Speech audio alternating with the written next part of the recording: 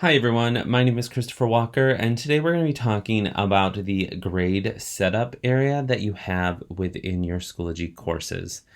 So first, when you're in the course that you would like to work on the grade setup for, you're going to come to the left-hand side and click on the grade setup tab, and that's going to open up this new screen for you. Now there are a lot of options, so you do want to take your time when you go through this. The first section is your categories, and you might already have some categories set up based on assignments that you've created, because you can create new categories in those. But what you can do is you can add new ones from here. You would just type in their name. So we'll put example for this one, calculated by either total points or percent. And then drop lowest. So you can drop the lowest score. So if you're doing, 20 assignments or 21 assignments and you only want 20 of them, you can drop their lowest one or up to 10. And then I'm going to click create.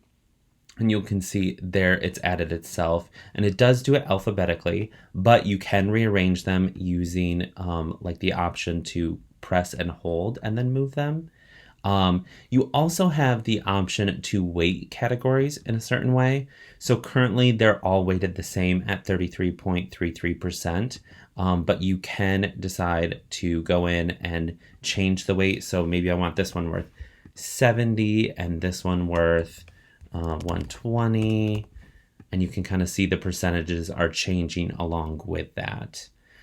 From there, if we come down, you do have grading periods and final weights.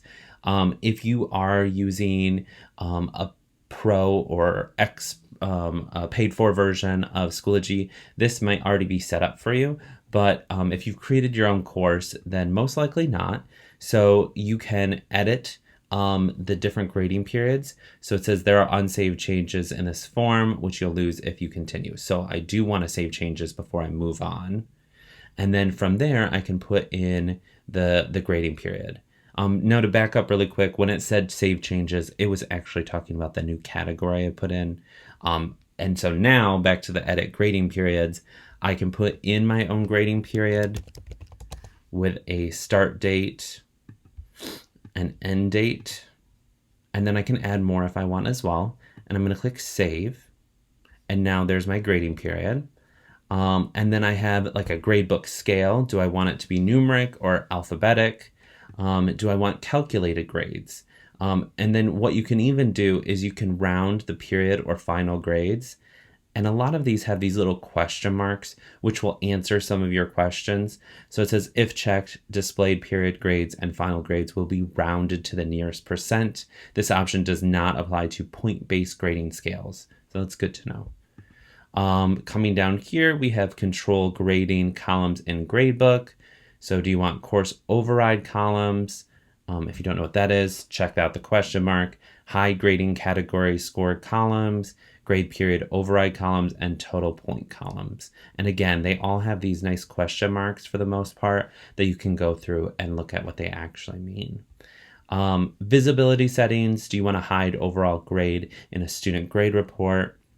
Hide grading period grades in student grade report. And then hide total points achieved in student grade report. And so the point one only matters if you've set up like specific point values. So if you want any of these options, you would just click on them, and now they would be in effect after you click save changes. You do want to make sure that you click save changes. This is not an automatic save.